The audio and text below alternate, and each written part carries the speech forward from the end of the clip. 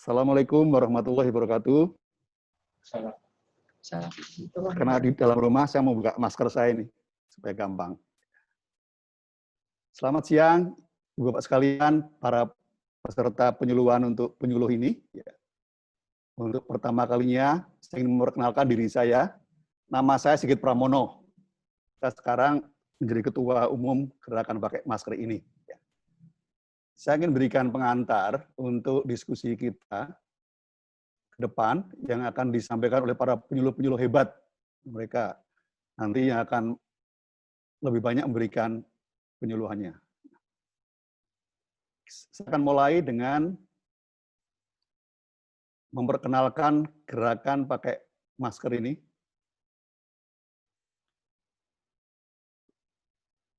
Gerakan pakai masker ini, Bapak Ibu sekalian, adalah organisasi yang independen.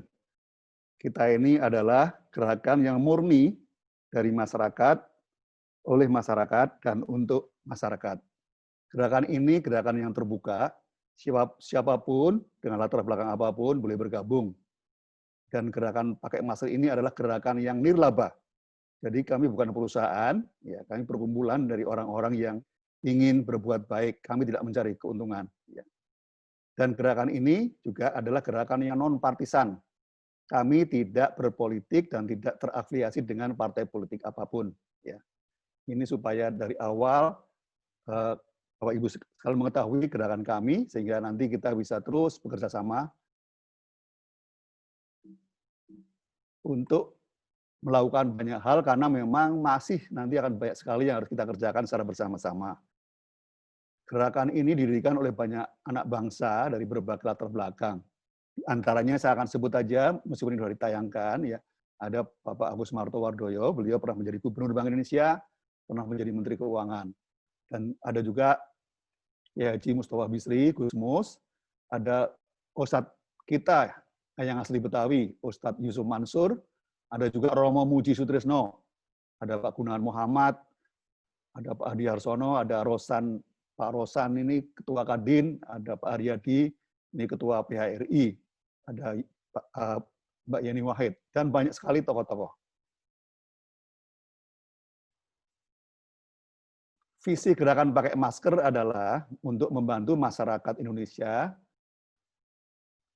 agar memiliki kesadaran tinggi memakai masker secara benar sebagai kebiasaan dan perilaku sehari-hari untuk melindungi diri dan melindungi orang lain dari penularan COVID-19 dan siap menyongsong apa yang disebut dengan zaman normal baru pasca pandemi dengan memakai masker sebagai kewajiban perseorangan agar semua orang bisa bekerja, bersekolah, beribadah, melakukan kegiatan di pasar misalkan, kegiatan sosial budaya dengan percaya diri dan mendapatkan hasil yang maksimal.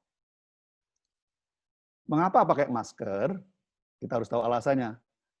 Yang pertama, memakai masker adalah sebuah upaya yang minimal yang harus dilakukan oleh masyarakat untuk mencegah penularan virus corona, khususnya menyongsong masa pelonggaran PSBB ini, ya. Dan ketika kita memasuki zaman normal baru. Ya. Selain itu juga memakai masker itu ternyata dapat menurunkan risiko menularkan dan tertular virus hingga 75%. Menggerakkan masyarakat untuk disiplin, Pak.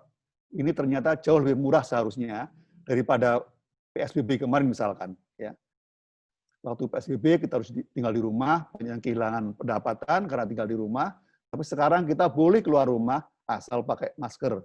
Jadi total biayanya akan pasti lebih murah. Ya. Dengan membolehkan masyarakat melakukan aktivitas ekonomi, sosial, dan budaya di luar rumah, akan membuat perekonomian dan kehidupan masyarakat bangkit kembali. Ya. Pakai masker ini ditambah dengan upaya tritunggal namanya, yaitu dengan menerapkan jaga jarak dan jaga kebersihan, cuci tangan, ternyata merupakan cara yang paling efektif dalam mencegah penyebaran virus. Ini sudah ada sejak beratus tahun yang lalu, yang terakhir tercatat dalam sejarah itu 102 tahun yang lalu ketika ada pandemi yang seperti ini namanya flu Spanyol. Itu semua orang juga pakai masker. Ya. Ini ada foto-foto orang di Australia, di Inggris, di Jepang. Ya, di negara kita waktu itu masih dijajah Belanda. Di Hindia Belanda juga sama. Berikutnya lagi. Dan ini ternyata tadi saya sampaikan, bahkan kalau kita pakai masker, katakanlah ada orang yang sudah terkena virus corona, dia pakai masker, dan kita sendirinya pakai masker, itu penularannya turun hingga sampai 1,5%. Ini sangat bermanfaat dengan memakai masker. Apa kegiatan awal dari gerakan pakai masker? Kita mulai pada hari ini, yaitu melakukan penyuluhan kepada para pedagang pasar di 9.200 pasar tradisional di seluruh Indonesia. Itu kita mulai dengan di pasar Jabodetabek, itu sekitar 277 pasar. Saya berharap sebetulnya pada hari ini itu sudah banyak yang ikut, tetapi kalaupun belum, nanti mungkin akan ada kesempatan lain karena kita dalam penyuluhan-penyuluhan berikutnya itu kita terbuka karena melalui media daring. Hari ini kita mulai, dan kegiatan ini namanya adalah penyuluhan untuk penyuluh PUP. Dan PUP dilakukan secara daring atau dalam jaringan, ini bahasa Indonesia dari online, agar calon penyuluh yang berpartisipasi bisa lebih banyak. Saya kira hari ini sudah lebih dari 100 yang ikut, ya. Kemudian PUP ini dilakukan dengan cara, pertama kita memberikan pembekalan untuk para penyuluh. Ini yang kita lakukan hari ini. Agar nantinya mereka bisa melakukan penyuluhan kepada para pedagang pasar. Siapa yang diharapkan jadi penyuluh pasar? Yang pertama, ini pengurus Asparindo dan semua pengurus organisasi sejenis, seperti yang mengelola pasar. Kemudian para pengelola pasar tradisional, kepala pasar dan jajarannya. Yang berikutnya semua lembaga, perusahaan, kelompok, perseorangan yang melakukan kegiatan di pasar tradisional seperti BRI, unit pasar, keliling, BPR, dan jajarannya. Anggota koperasi, yayasan, pokoknya semua yang punya kegiatan di pasar itu diharapkan bisa menjadi penyuluh. Dan ini penting lagi, karena ini memakai masker itu ingin kita jadikan nanti suatu budaya, ya. Siapapun warga negara yang peduli terhadap kelangsungan hidup pasar tradisional ini dan perekonomian Indonesia, itu sebaiknya bisa menjadi penyuluh.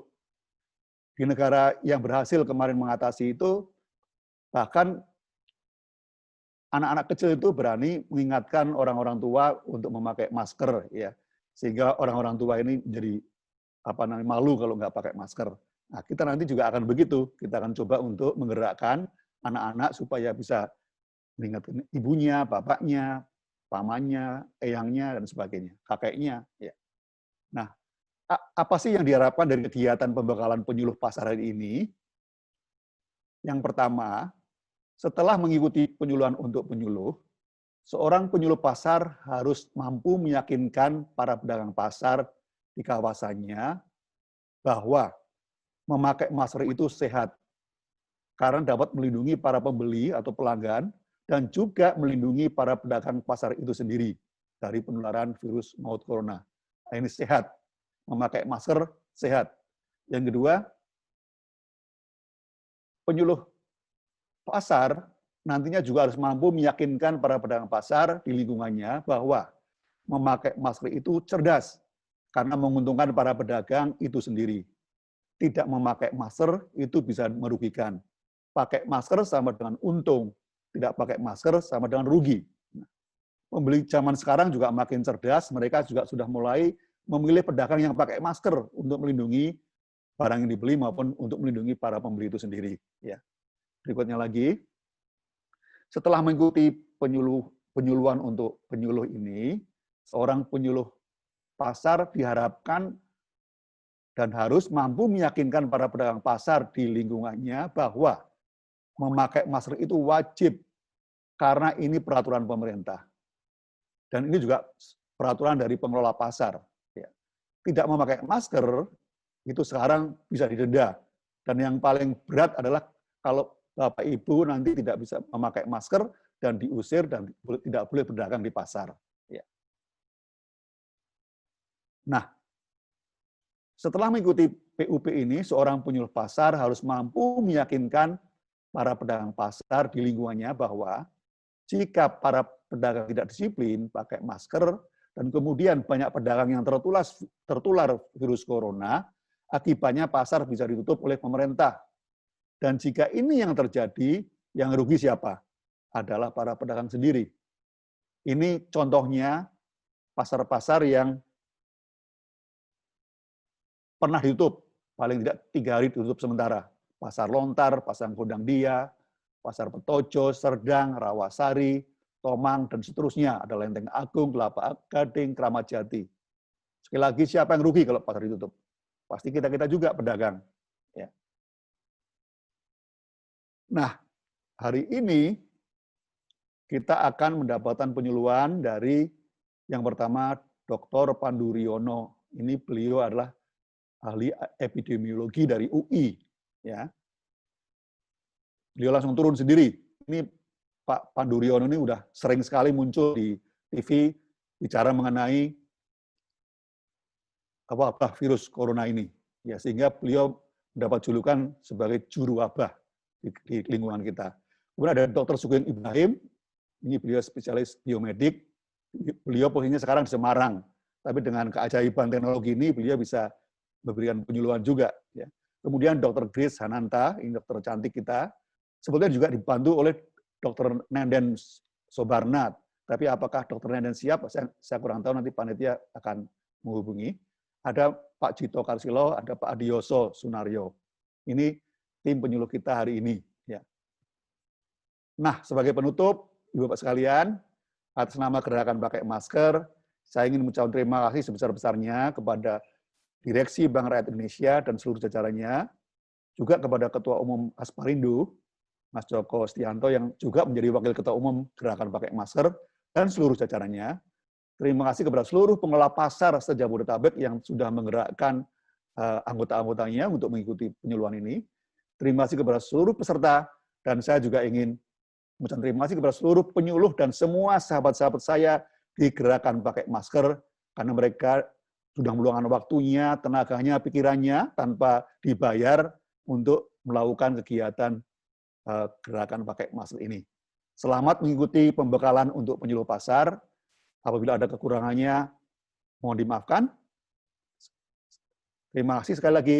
Wassalamualaikum warahmatullahi wabarakatuh. Selamat siang semuanya.